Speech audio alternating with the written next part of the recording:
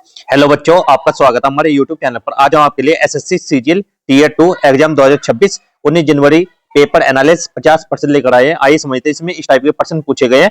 नवरोज पर्व किस समुदाय से संबंधित है?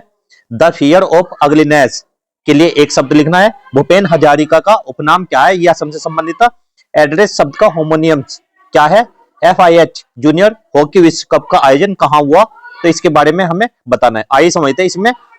सभी बच्चे कमेंट करते हुए चलना। तो पहला प्रश्न, भूपेन हजारिका का उपनाम क्या था? तो यहाँ पर चार ऑप्शन है, चारों में कौन सा है? ऑप्शन नंबर सी, सुधा कंठ। तो क्या था इसका? सुधा कंठ भूपेन हजारिका का उपनाम। इनके बारे में समझते। देखो, भूपेन हजारिका असम के महान गायक, संगीतकार, कवि और फिल्मकार थे। उनकी आवाज अत्यंत मधुर और प्रभावशाली थी, इसलिए उन्हें सुधा कंठ कहा गया, जिसका अर्थ है अमृत जैसी मधुर आवाज वाला कंठ। पूरा नाम क्या है? डॉक्टर भूपेन हजारिका। संबंधित राज्य कौन सा? असम से संबंधित है। इससे अगला प्रश्न जो आपके एग्जाम में पूछा गया, नवरोज पर्व किस समुदाय से संबंधित है? तो यहाँ पर चार ऑप्शन है, चारों में कौन सा? ऑप्शन नंबर सी, पारसी या जरथोस्त्री समुदाय। तो कौन सा है? पारसी समुदाय से संबंधित है। इसके बारे में समझते हैं। नवरोज पारसी समुदाय का प्रमुख पर्व है। यह उनका नववर्ष होता है और इसे वसंत ऋतु के आगमन के अवसर पर मनाया जाता है। नवरोज शब्द का अर्थ है नया दिन। यह पर्व ईरान और भारत में पारसी समुदाय द्वारा मनाया जाता है। तो भारत में कौन कौन से राज्य हैं? भारत में मुख्यतः महाराष्ट्र और गुजरात में पारसी लोग इसे मनाते हैं। इससे अगला प्रश्न जो पूछा गया आपके एग्जाम में, सीपी राधा कृष्णन कब भारत के उपराष्ट्रपति बने? तो यहाँ पर चार ऑप्शन है, चारों में कौन सा? ऑप्शन नंबर बी, 12 सितंबर 2025 को सीपी राधा कृष्णन उपराष्ट्रपति बने। तो इसके बारे में समझते हैं। भारत के 15वें उपराष्ट्रपति और उन्होंने 12 सितंबर 2025 को उपराष्ट्रपति पद की शपथ ली थी।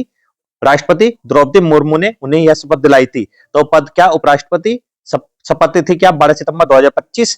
शपथ दिलाने वाले कौन थे? राष्ट्रपति द्रौपदी मुर्मू। और इससे पहले कौन थे उपराष्ट्रपति? वे थे जगदीप धनखड़। तो इससे अगला प्रश्न जो आपके एग्जाम में पूछा गया, 1991 में भारत में उदारीकरण क्यों लागू किया गया? तो यहाँ पर चार ऑप्शन है, चारों में कौन सा है? ऑप्शन नंबर ए बिल्कुल राइट आंसर है, विदेशी मुद्रा संकट और आर्थिक मंदी को दूर करने के लिए।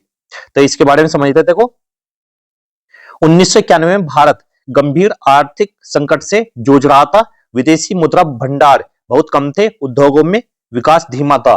IMF और विश्व बैंक से ऋण लेने के लिए सुधार अनिवार्य थे, इसलिए सरकार ने उदारीकरण की नीति लागू की ताकि विदेशी निवेश आकर्षित हो, आर्थिक वृद्धि बढ़े और उद्योग और निजी क्षेत्र को स्वतंत्रता मिले और भारत की आर्थिक स्थिति सुधरे। तो क्या था उदारीकरण का मुख्य उद्देश्य? आर्थिक संकट को दूर करना और अर्थव्यवस्था को मजबूत बनाना था। इससे अगला प्रश्न जो आपके एग्जाम में पूछा गया, 2025 में FIH पुरुष जूनियर हॉकी विश्व कप का आयोजन कहां और कब हुआ था? तो यहाँ पर चार ऑप्शन है, चारों में कौन सा ऑप्शन ठीक है? ऑप्शन नंबर बी, तमिलनाडु, 28 नवंबर से 10 दिसंबर 2025। तो इसके बारे में समझते हैं। FIH पुरुष जूनियर हॉकी विश्व कप का आयोजन कब हुआ था? 2025 का आयोजन तमिलनाडु भारत में किया गया। यह टूर्नामेंट 28 नवंबर से 10 दिसंबर 2025 तक चला। इसका उद्देश्य युवा हॉकी खिलाड़ियों को अंतर्राष्ट्रीय स्तर पर अनुभव देना और हॉकी खेल को बढ़ावा देना है। इससे अगला प्रश्न जो आपके एग्जाम में पूछा गया, लैक्टिक एसिड मुख्य रूप से किसमें पाया जाता है? तो चार ऑप्शन है, चारों में कौन सा? ऑप्शन नंबर ए बिल्कुल राइट आंसर। दूध और दही में क्या पाया जाता है? लैक्टिक अम्ल पाया जाता है। तो इसके बारे में समझते हैं। लैक्टिक एसिड एक कार्बोक्सिलिक अम्ल है। यह दूध और दही में दूध के लैक्टोज के लैक्टिक एसिड में बदलने से बनता है। यह अम्ल दही को खट्टा बनाने और उसकी संरचना को गाढ़ा करने में मदद करता है। इसका उपयोग खाद्य संरक्षण और खाद्य उद्योग में भी किया जाता है। इससे अगला प्रश्न जो आपके एग्जाम में पूछा गया, भारतीय न्याय संहिता BNS की धारा 106 के तहत अगर कोई व्यक्ति लापरवाही से गाड़ी चलाकर किसी की मृत्यु कर देता है तो उसे किस सजा का प्रावधान है? तो यहाँ पर चार ऑप्शन है, तो कौन सा? ऑप्शन नंबर डी, 5 या 10 साल जेल। घटना के प्रकार पर निर्भर है। तो इसके बारे में समझते हैं। देखो, धारा 106(1) अगर एक्सीडेंट लापरवाही से हुआ और तुरंत पुलिस मजिस्ट्रेट को सूचना दी गई, 5 साल तक जेल। धारा 106(2) अगर एक्सीडेंट के बाद आरोपी भाग गया और घटना की सूचना नहीं थी, 10 साल तक जेल, जुर्माना और यह गैर जमानती अपराध हो सकता है। सजा की अवधि घटना की गंभीरता और आरोपी के व्यापार पर निर्भर करती है। इससे अगला प्रश्न, भारत की दूसरी पंचवर्षीय योजना का मुख्य उद्देश्य क्या था? तो क्या था? ऑप्शन नंबर बी, औद्योगिकरण और भारी उद्योग का विकास। इसके बारे में समझते हैं। दूसरी पंचवर्षीय योजना 1956-61 में लागू हुई। इसका मुख्य लक्ष्य था कि औद्योगिकरण, खासकर भारी उद्योग और धातु उद्योग का विकास, इस योजना का आधार मालनोबिस सिद्धांत था, जो औद्योगिक वृद्धि और लंबी अवधि के आर्थिक विकास पर जोर देता था। कृषि पर भी ध्यान दिया गया, लेकिन प्राथमिकता भारी उद्योग को दी गई। इससे अगला प्रश्न, पंचवर्षीय योजना का मुख्य उद्देश्य क्या था? तो चारों में कौन सा ऑप्शन है? ऑप्शन बी, देश में आर्थिक विकास और रोजगार बढ़ाना। पंचवर्षीय योजना का मुख्य उद्देश्य था देश के सभी क्षेत्रों में संतुलित विकास करना। इसमें कृषि, उद्योग, सेवा क्षेत्र और बुनियादी ढांचे का विकास शामिल था। साथ ही गरीबों और बेरोजगारों के लिए रोजगार के अवसर बढ़ाना और राष्ट्रीय आत्मनिर्भरता सुनिश्चित करना भी इसका लक्ष्य था। इससे अगला प्रश्न, अमन सहरावत ने 2024 पेरिस ओलंपिक में कौन सा पदक जीता और किस श्रेणी में? तो यहाँ पर चार ऑप्शन है, तो चारों में सी ऑप्शन बिल्कुल राइट है। कांस्य पदक जीता पुरुष 57 केजी फ्री स्टाइल कुश्ती में।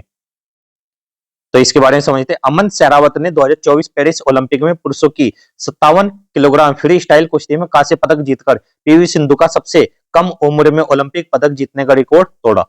इससे अगला प्रश्न, अलाउद्दीन खिलजी का बाजार सुधार विभाग क्यों स्थापित किया गया था? तो यहाँ पर चार ऑप्शन है, चारों में कौन सा ठीक है? तो सभी बच्चे कमेंट करना। तो इसका ऑप्शन नंबर बी बिल्कुल राइट आंसर है। वस्तुओं के दाम तय कर सैनिकों को सस्ते सामान उपलब्ध कराने के लिए अलाउद्दीन खिलजी ने बाजार सुधार विभाग इसलिए स्थापित किया ताकि एक विशाल और स्थायी सेना को कम वेतन पर बनाए रखा जा सके। इसके लिए वस्तुओं के दाम नियंत्रित किए गए और सैनिकों को किफायती दर पर सामान उपलब्ध कराया गया।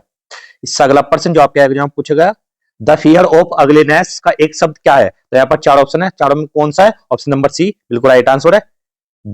बैथमोफोबिया इसका आंसर है। बैथमोफोबिया का अर्थ है सीढ़ियों या ऊंचाई से डर, लेकिन कभी कभी इसे असौंदर्य या बदसूरती के लिए डर के रूप में भी प्रयोग किया जा सकता है। फियर ऑफ अगलीनेस का क्या है? बैथमोफिया। इससे अगला प्रश्न, एड्रेस शब्द का होमोनियस क्या है? तो यहाँ पर चार ऑप्शन है, चारों में कौन सा है? तो सभी बच्चे कमेंट करके बताना। तो इसका है option number B Everest. तो इसके बारे में समझते हैं।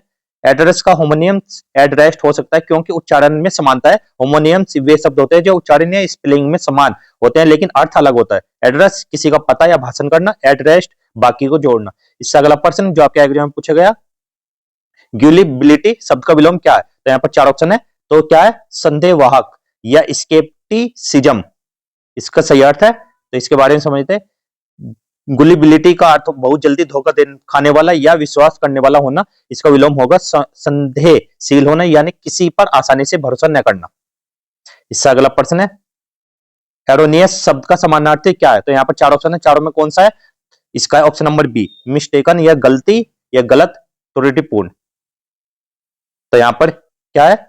एरोनियस का अर्थ होता है गलत या त्रुटिपूर्ण या असत्य। इसका समानार्थी शब्द मिस्टेकन है जिसका अर्थ भी गलत या त्रुटिपूर्ण होता है। अन्य विकल्प जैसे करेक्ट, एक्यूरेट, ट्रू इसके विपरीत अर्थ रखते हैं। तो क्या है? मिस्टेकन। तो आज की वीडियो को यहीं पे समाप्त करते हैं। वीडियो अच्छी लगी तो वीडियो को लाइक करना, चैनल को सब्सक्राइब करना। मिलता है अगली वीडियो में, तब तक के लिए गुड बाय, जय हिंद, जय भारत।